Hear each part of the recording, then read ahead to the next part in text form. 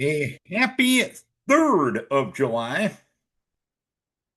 Friday, I'd imagine, for most people out there this week, even though it is a Thursday. And since it is a Thursday, we bring you our town right here on 94.9 and 99.1 The River. My name is Darren Swenson, and the program each and every week is sponsored by Decorah Bank and Trust. A little later on in the program, we'll talk to New Luther College Athletics Director Megan Wilson. She was appointed to the position a couple of weeks back. We'll talk to Clayton Burke with the Iowa DOT. Some news coming out of the Lansing Bridge this week.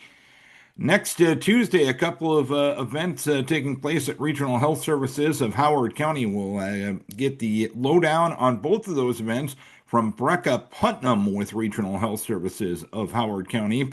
And of course, this weekend's the 4th of July. And what do we do on the 4th of July? We celebrate. And few people do it better, and few towns do it better than Spillville.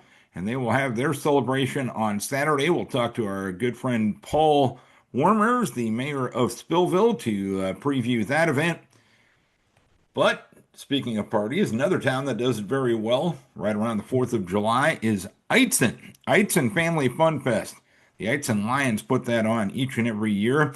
And Ethan Lapham will preview Eitzen Family Fun Fest to get the show going this morning. It's our town. It's brought to you by Decorah Bank and Trust. And you're in tune to 94.9 and 99.1 The River. One of the fun activities in our area each and every 4th of July period is the Eitzen Family Fun Fest, and Ethan Lapham is here to join us to tell us all about the Fun Fest coming up over the next couple of days. And Ethan, the fun starts this afternoon. Yeah, so stuff kicks off kind of at 5 o'clock. We got a beanbag tournament. And then for the first time this year, we're adding a car show. So it's a car show with motorcycles also, and then big rigs, semi trucks. So that's going to be actually up on Iowa Avenue, which is right here in town.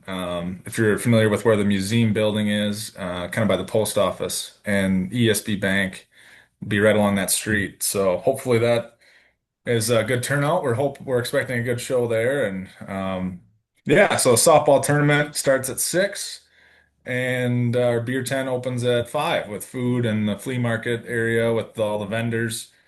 Outback Entertainment will be playing that night also down at our beer tent area on the stage, and then of course our big tractor pull will start at 7. So. Um, yeah, so that's kind of this or tonight's events, I guess. And a full day of activities going on today. Of course, the 4th of July, a fun day to celebrate a lot of things, and you got a lot of things to help you celebrate coming up tomorrow. Yeah, yeah. So schedule's a full day, starting right away with a breakfast at 8 o'clock down at our food stand by the community center there. Flea market area opens up at 8:30. Um, Beer garden will open at 11, along with our food stands and I guess the vendors down there this year. We've added a couple. We've got a few repeats. Stumpy's will be back again, along with Smoke and Sharky's Barbecue. Um, Papa J's Kettle Corn and WW Homestead Dairy will be there with ice cream. And then also we added Euro Palace. They're out of Decorah. They helped us out last year with needing to delay fireworks until the 5th. They uh, they kind of made a last minute change in their plans and were able to come up for that event and kind of added to that. So we invited them back again this year. Anyway, the softball tournament will start tomorrow at, let's see here, I'll get my times right, 10 a.m. And then of course the parade we have at 3 p.m. Now that's a change. We've done it at 3 for the last couple of years, but it used to be always at noon. So it's at 3 o'clock. Followed that up with our demo derby. Hopefully a good show there. Weather looks good for all that. We got some live music. So we got Joe Sweeney and the new Toe Tappers in the beer garden starting at 2. There's bingo in the community center from 11 to 2. We've got some kids games. We have a sand pit with quarters in it. That's going to be at noon. or sorry, sand piles at 4. My bad. Okay, no worries. 4 o'clock. And then kind of capping off the night, JR Brink Band will be playing in the beer garden. We'll do our raffle drawing at 9, and then the big fireworks show will be at dusk. So I would imagine between 9 and 9:30 at some point the fireworks will be going off. Of course, this is a 2 day event. How much work do you and other volunteers involved in this event? How much work do you put into making sure this is a fun 2 days in Eitzen? It's a lot of work. It takes a lot of help, and of course, our Lions members are busy with the prep work on that, but also couldn't we couldn't do it without support of Eitzen, the city. A lot of the local businesses that step up and help with preparation of the facilities down there and getting the track ready, offering up equipment for the derby and the tractor pull. Um, yeah, it's a big community event, and it's awesome that we have the support that we do from our community to make a show like this happen. But it's a long process, but we're looking forward to it. We enjoy doing it every year. And looking at the flyer here, there's a chance to win a mystery prize. Tell us all about that. Yeah, so it kind of goes along with our ticket sales for our drink tickets, I guess, is what Okay. that is. You get entered in if you buy the $50 package. I think it's going to be $50 to get you 20 tickets and then an entry into a mystery prize. And honestly, we don't even know what that is yet. It's provided from our vendor that brings in our beverages, and it's kind of just their choice. So we're not really sure what that's going to be yet. So we can't twist your arm, try to get you to slip it out here on a Thursday morning. You're not going to tell us because you don't know. I mean, I guess that's a good way to handle things, right? Yep. So when they show up this afternoon, I guess this will be the first time I'll know what that prize is going to be. So. Ethan, anything we're missing? Anything else you want to pass on regarding Eitzen Family Fun Fest this weekend?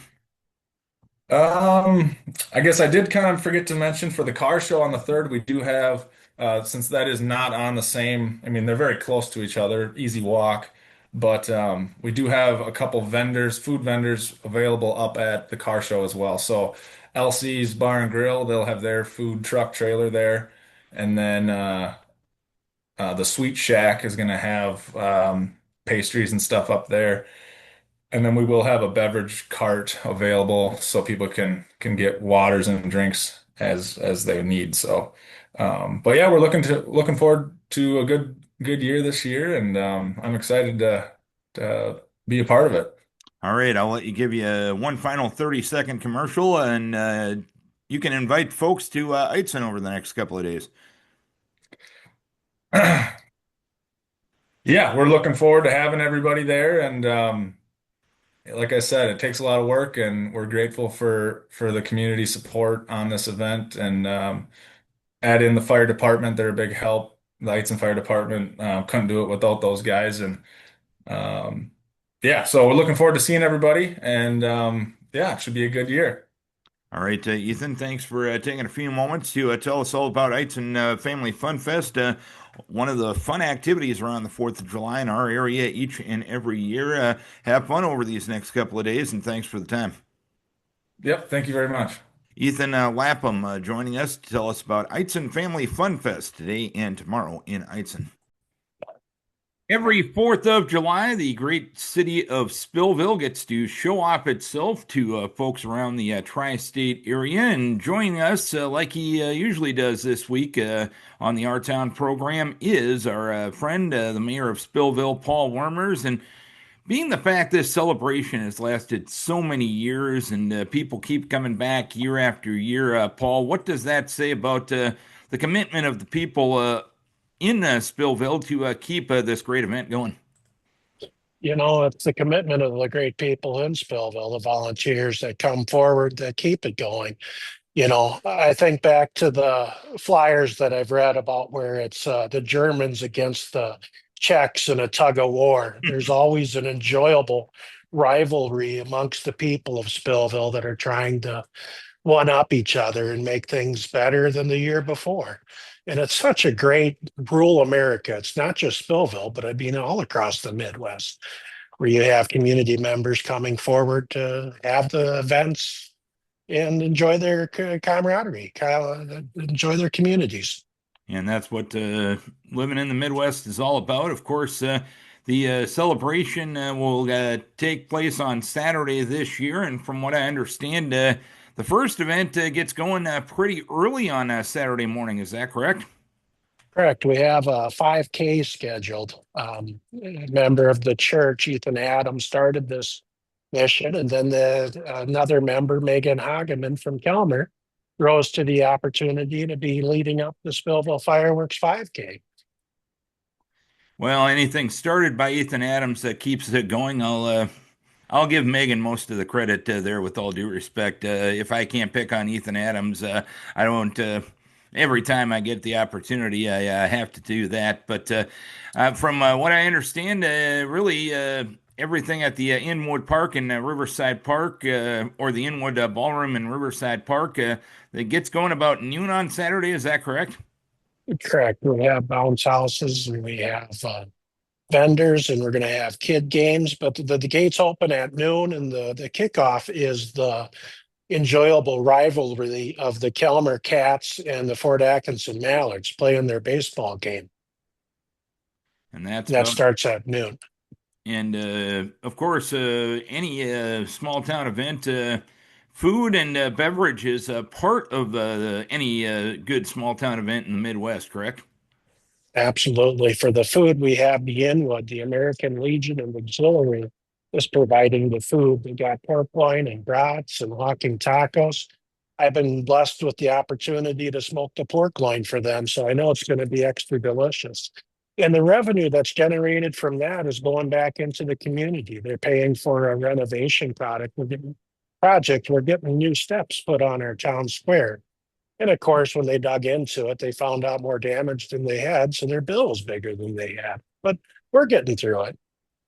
And that's what people do: roll up their sleeves and get to work and donate to a great cause. And then come the evening in Spillville, more entertainment going on beginning at 6 o'clock.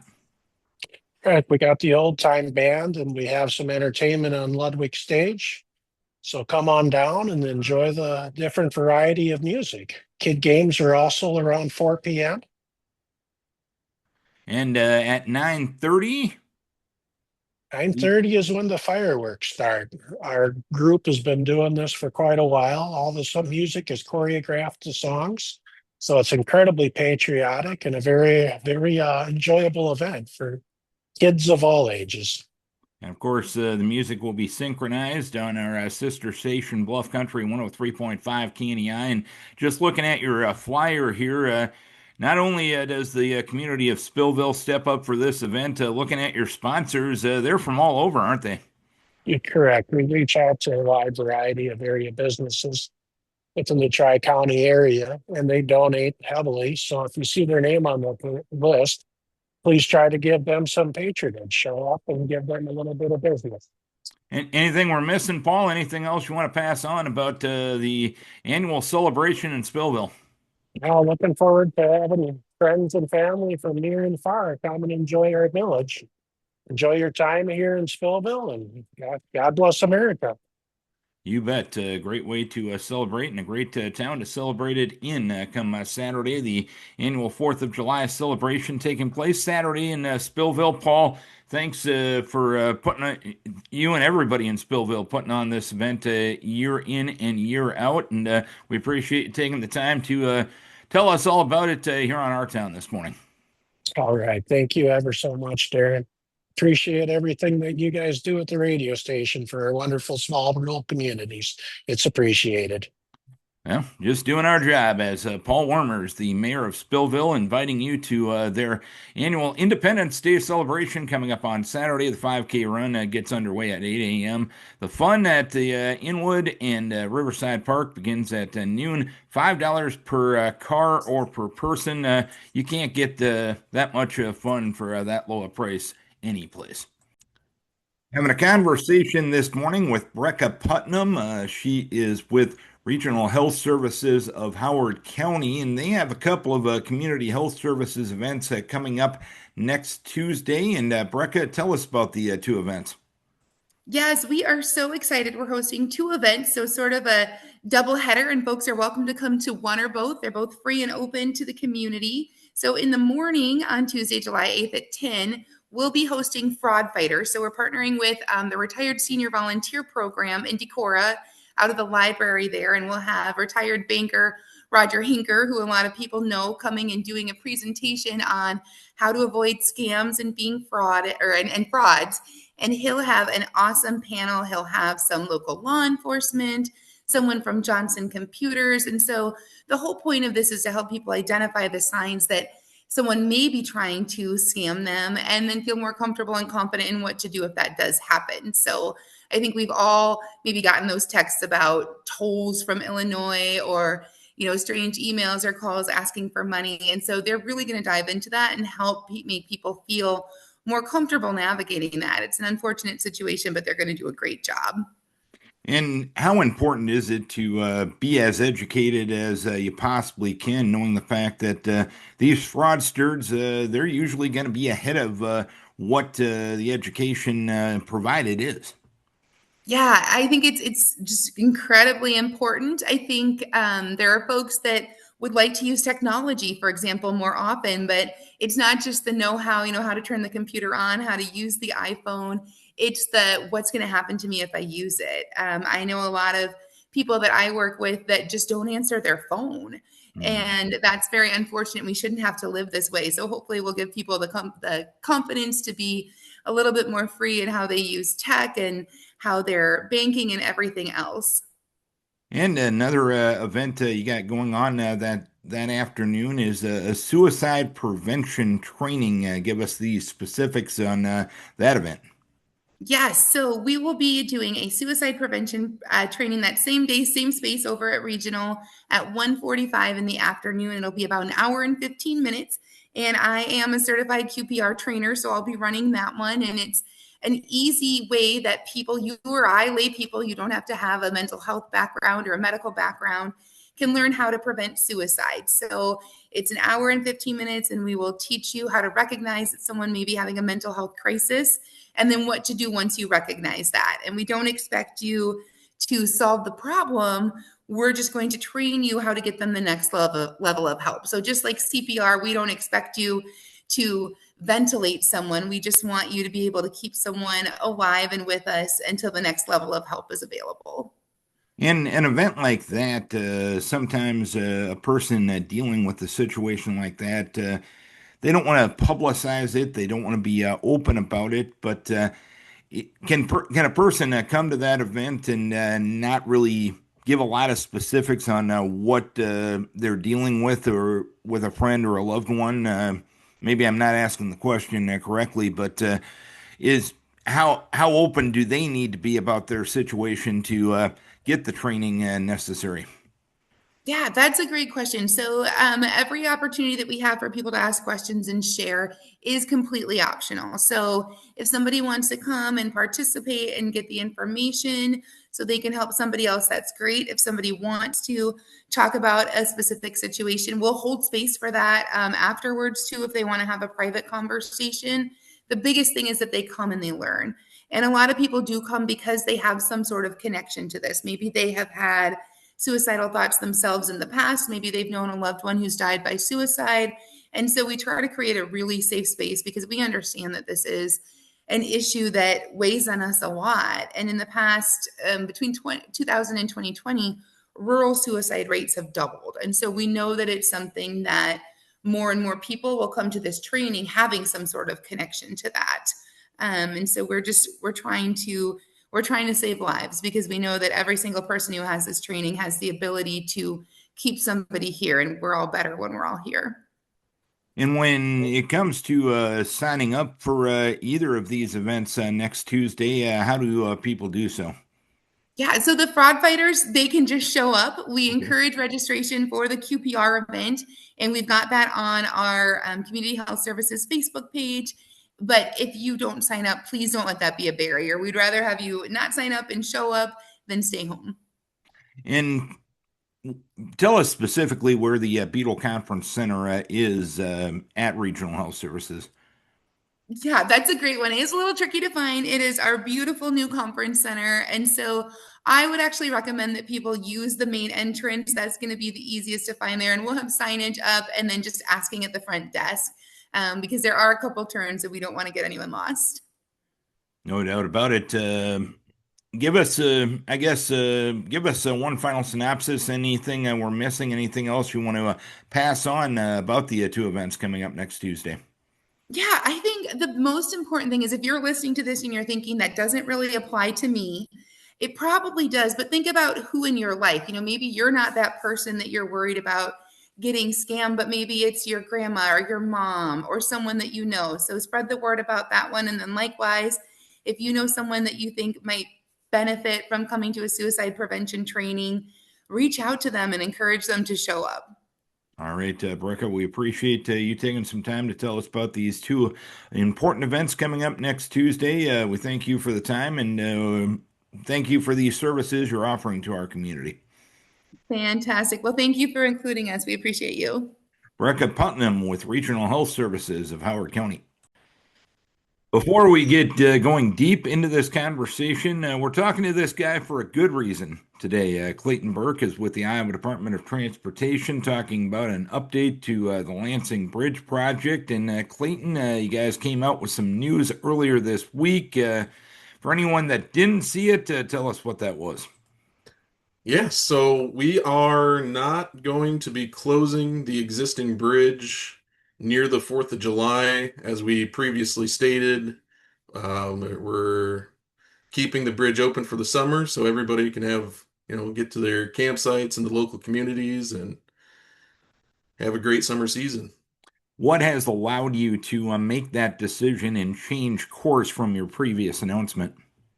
So we're looking through all of our options on how to proceed with the construction of the new bridge, and some of the progress we've made on the analyses is looking like we're going to be able to keep it open and continue looking at those options rather than rushing into something in July.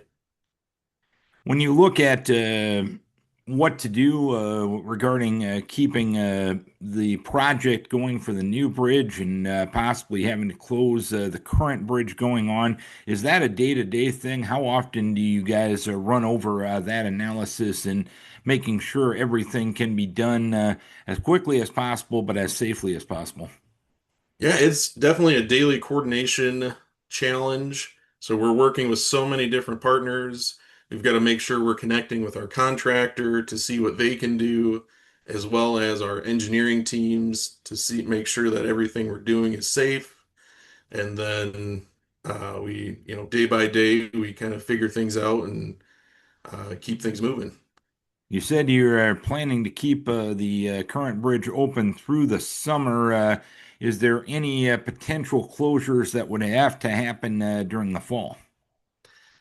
There is a potential, and like I said, just right now we're looking at all those options and trying to figure out what is the best option for providing that crossing service to the public and keeping everything safe. And I know when the bridge was closed, you did offer that crossing service. Granted, you didn't have to do it for too long. You got the bridge back open before you really got that thing going once again. Do you still have the license to do that should you need should you need to do that?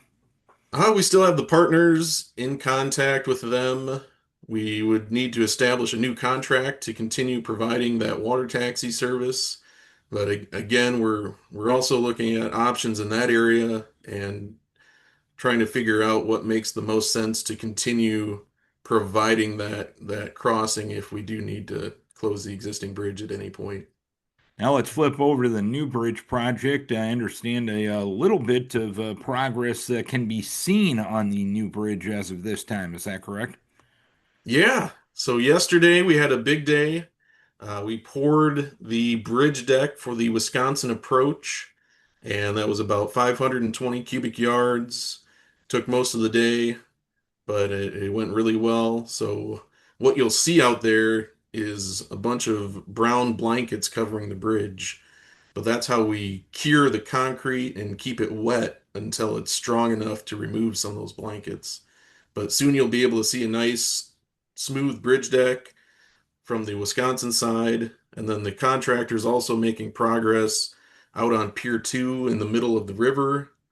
You'll see a tall stack of forms, yellow steel forms out in the middle of the river, and that'll be filled with about another 520 cubic yards of concrete pretty soon. On that approach, why do you have to keep the concrete wet? So when the concrete cures, it takes part of the chemical reaction involves water. So we don't want the surface to dry out and not maintain that strength that it needs throughout the life of the concrete. So when it comes to the new bridge projects, what's next in line? What is the next thing that people will notice? Going forward, we're looking into getting into the erection of the steel truss. So likely this fall, you'll start to see the steel arrive on site, and we'll set that on, we'll likely be starting on the Iowa side at the west abutment, working to the east. And so we'll start setting that truss up next to the existing bridge there and just keep working our way to the east with the cranes. When I guess that's what I've got covered in my notebook. Anything else in your mind that the public needs to know right now? Uh, Nothing off the top of my head, just we've got many, many people working day in and day out trying to figure this situation out.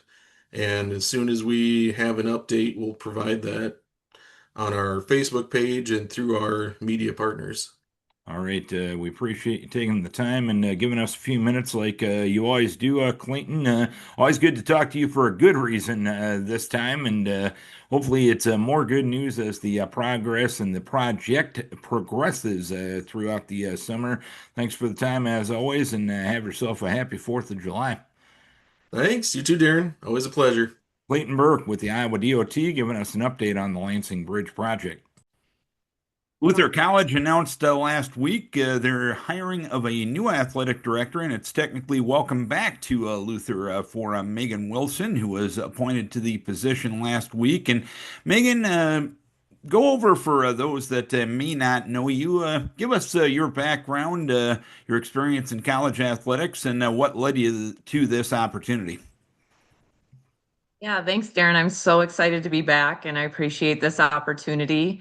I was a Division III student athlete at UW-Stevens Point and had just a phenomenal experience as a Division III student athlete. Was lucky enough to win a national championship my junior year with head women's basketball coach Amanda Bailey. So we were teammates back in the day, and just that was such a transformational experience for me that I knew I wanted to get into collegiate athletics. And so that path started for me at UW-Stevens Point as an assistant coach, and was lucky enough to be hired by UW-Platteville as a head women's basketball coach, and was at UW-Platteville for 10 years.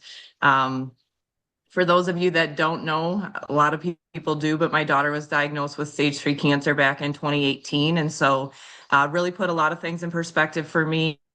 Wasn't able to give my student athletes everything they deserved. And so made that move into full-time administration at that time so I could continue to be a caregiver for my daughter and still be involved in athletics. And went through a few changes, went back to my alma mater and became their first ever associate AD. Had a great experience, but that was during COVID and was still living a ways away from my family. So that's when the Luther job opened up, and I was lucky enough to come down and get to know what a great community Decorah was, how fantastic the people at Luther were, and then had an opportunity for a leadership position at the University of Dubuque. It was a little bit closer to home. And kind of a stepping stone for that leadership position. And so been there for the last 3 years in kind of a dual role in student engagement and athletics, and just have gained a lot of additional experience in these past 3 years. So I'm super grateful for my time at the University of Dubuque and the things that I've learned. I think it's really helped prepare me as much as you can be prepared for the chair, because I think it's kind of like parenting. You're never going to be fully ready for it, right? But I'm super excited to be back. I can't wait to work with President Chamberlain and just knowing that this is my first opportunity as an athletic director, and knowing the people that I'm going to do it with and the coaching staff at Luther College. So I'm super excited. And it's a great opportunity.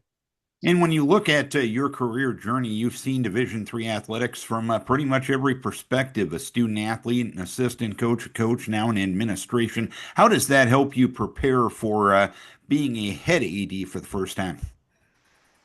Yeah, I think, I worked in sports information as part of my stop. I taught.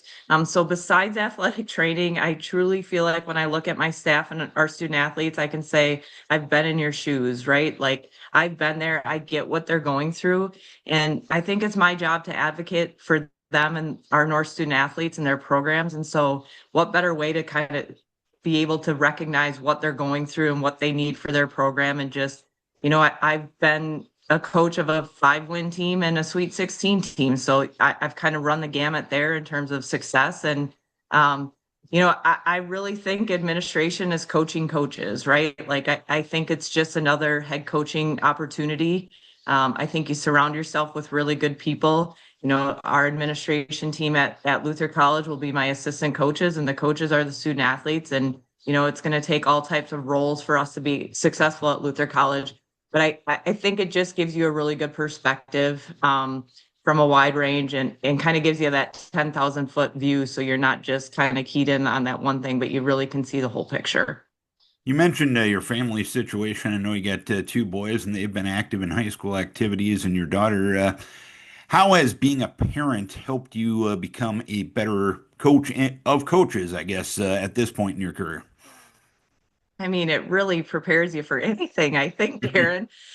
Yeah, so I have twin boys that are going to be seniors in high school. And, I truly believe that that was God's lesson to me, that you can't plan for everything and not everything will go as planned when we had twins. And so I think it just opens your perspective. The last 6+ years has really shown us the importance of family and health and spending quality time and just being very intentional. And it's taught all of us a lot of lessons. And so my family's super happy and supportive. They're excited to be Norse fans again and wear the blue and white. But, I think as a parent, like just coming from a place of empathy and understanding, and just a place, I always want my kids to feel like, not, oh gosh, I got to tell mom. It's, oh, I can tell mom, right? Like I feel like I can go to her with these kinds of things. And so, it's very similar with your coaching staff, right? Like we just have open, honest, transparent communications and sometimes conversations. And sometimes those are tough, especially for me as a parent raising two going to be senior boys at this point in their life. And so, but I just feel like it's better with everything's out there and you're having honest conversations. In your administration career, where would you say you have grown the most since going full-time into administration? Yeah, I was part of the pathway cohort, and not this past year, but the year before, the NCAA programming. And that was really a transformational year. I would say, Darren, I've always been very driven and competitive and goal oriented. And I wasn't sure if I truly wanted to be an athletic director, or if that just was the most logical stop, right? That was the next logical career move. That's what everybody expected. And that year of growth in the pathway program, I think really made me take a deep look at, is this something I want to do? Is this something I'm prepared to do? Is it something that I'll have support in doing and success in it? And so I think probably the ways I've grown the most is just, I think to be ready for this position, you've got to have done a little bit of everything. And I really feel like I've done that. I've done the budgets, I've done fundraising, I've done games management. I mean, I put on the Sparty costume multiple times in the past 3 years. So, I've kind of done it all. And I think that's important. I think one of the things that I really try to do is build solid relationships with our student athletes. And that means being present at practices, going out on the road with them, being present at games, running the score clock, or, mopping the floor, doing whatever I need to do. And so I think it's all just been really about making sure I've done a little bit of everything. And, I've been a part of head coach searches and hires and those kinds of things. And so I feel like, my career's kind of led me to this point, and I'm grateful that I'll have really good people around me at Luther. And you touched on the relationships with student athletes. I know I've talked to many people in athletic administration when they move from coaching to athletic Mhm. administration. They miss that day-to-day contact with the student athlete. How important has it been for you to keep that going? Because I'd imagine being around student athletes, that's most people's why who have success in college athletics. Yeah, that's the thing I definitely miss the most about coaching is just that daily interaction. And so what I've tried to do as an administrator is just to keep that going. And so whether that's being involved with the student athlete advisory committee, or again, going to practices, driving the van for the softball game to a close trip, or doing what I can. And I'm not the type of administrator that is just going to be there in the stands, just kind of not involved in the game. If I'm going to be there, I want them to know that I'm there supporting them, and I'm doing whatever I can to make their experience really great, right? Like something that they wouldn't otherwise have if they weren't one of our student athletes. So it's important for me to be involved and build those relationships. I've done a lot of, compliance and academic eligibility and those kinds of things. So our student athletes know that they can come into my office if they have questions, and I'm another resource or a sounding board for, sometimes they're making really life-changing decisions. Do they want to change their major, or do they, maybe they got into the wrong one, or maybe this isn't a great fit for them and they're looking for alternative options. And so just kind of guiding them in a really critical point in their life is really important to me. And the student athletes are definitely the why. And again, it goes back to, I had that phenomenal experience as a Division III student athlete, and part of it was because of the administrators, the coaching staff, my teammates. And so that's always what I strive for, to give back to our student athletes. What makes a successful Division III athletic program? Ah, the $1 million question.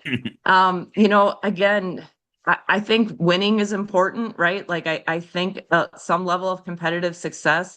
A student athlete only gets 4 years of their college experience, and so I think you want to make them meaningful. And whether that's, we're talking about the student athlete experience and just making sure they're having a quality experience. But I do think that every student athlete should compete for something meaningful in their 4 years. And what I mean by that is they should be in the conference tournament, or vying for a conference championship, or an NCAA tournament berth. And so I think that's got to be our goal, not only to have a holistic student athlete experience and making sure they're supported from all areas, both academics, athletics, and then just the Division III philosophy, the whole person, right? Like their social experience. But I think that generally it will help retention and recruiting if we're having some level of success too. They want that competitive advantage. And obviously, over the past 5 years, the landscape of college sports as a whole is changing, and it's really changing by the minute. How much of that landscape is changing at the Division III level, or is Division III enough isolated that it's it isn't changing to the warp speed level that other divisions are? I think we're a little bit isolated in the fact that it's not changing quite as rapidly, but I do think all of the changes at the Division I level are going to trickle down and affect the Division III level. And I think it's worrisome, the landscape of NCAA and higher ed. And, what are we going to do to kind of make sure we're on stable ground and making sure our student athletes are getting a great experience? I don't think NIL has trickled down to Division III a lot, but it's our student athletes are hearing about it, and they don't quite understand that it hasn't maybe trickled down to our level. So it's about educating and talking through those things and finding opportunities. They are out there. And so it is rapidly changing. And again, I don't think it's as prominent for Division III, but I think there's effects for Division III. And I think those are things that we have to be strategic in planning for. And the building that you walk into on your first day at Luther going to look a little different than when you left previously. How exciting is it to walk into a new facility and having kind of a shiny new object to show off to not only current athletes but alumni, but potential student athletes? Yeah, I mean, the Jardine Fieldhouse is something really to be proud of. It's beautiful, and the work that they've done and the planning that's gone into it. I think that's going to be really, really helpful.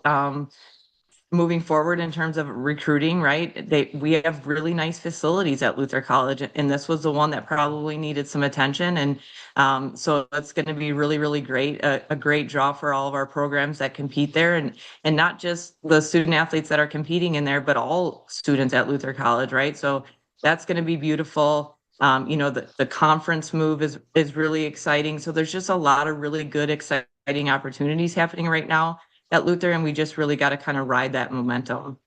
In closing, what's your message to the Valley as you start this new journey? Well, I just want to say I really appreciate the opportunity. I'm really, really excited about it. And, I'm excited to see Luther's got a great foundation. But I think my hire and me coming in with some renowned energy is just going to be exciting for the community, the college. And I'm excited to see where we can take Norse athletics. I really see big things on the horizon. And I think the commitment to a full-time athletic director and being able to focus on our student athlete experience and, professional development for our coaches, it's a really exciting time for the Norse, and I can't wait to get started. Megan, we appreciate you taking some time to talk about this new opportunity. We wish you best of luck as you get things going back in Decorah. Thanks, Darren. Megan Wilson, the new athletic director at Luther College. Many people to thank for being on the show this morning. Ethan Lapham, Eitzen Family Fun Fest gets underway this afternoon in Eitzen. Spillville celebrating their 4th of July on Saturday. Paul Wermers, the mayor of Spillville, joining us. Brecka Putnam was with us from Regional Health Services of Howard County. A couple of interesting events, symposiums, conversation pieces going on next Tuesday at Regional Health Systems. I want to thank Clayton Burke, our friend from the Iowa Department of Transportation. Good news from the Lansing Bridge project end of things. He gave us that update. And we want to thank new Luther College Athletic Director Megan Wilson for joining us on the show as well. Don't forget, each and every week we put these shows on YouTube. It's busy. There's a lot of things going on. Sometimes you don't know what day it is. Sometimes you don't know up from down, left from right, back from forth, any other analogy. Sometimes you just don't have time to put on that smart speaker or that radio at 9 o'clock on a Thursday morning. But we want to bring these conversations to you on your schedule. Go to YouTube, go to 73 Our Town program. That's a great way to get these video copies of this show each and every week. And we also put the links up on all of our YouTube pages or all of our Facebook pages on our LA Communications radio stations. We like staying in touch with you as members of the community. So that's the best way we can do this, because without you folks out in the audience, none of this makes sense. So don't forget to check out Our Town on YouTube each and every week. Thank you to our guests. Thank you to our sponsor, Decorah Bank and Trust. Everybody, have a safe and happy 4th of July. As we always talk about, next week we want to be talking to you and not about you. Safe and happy 4th of July to each and every one of you.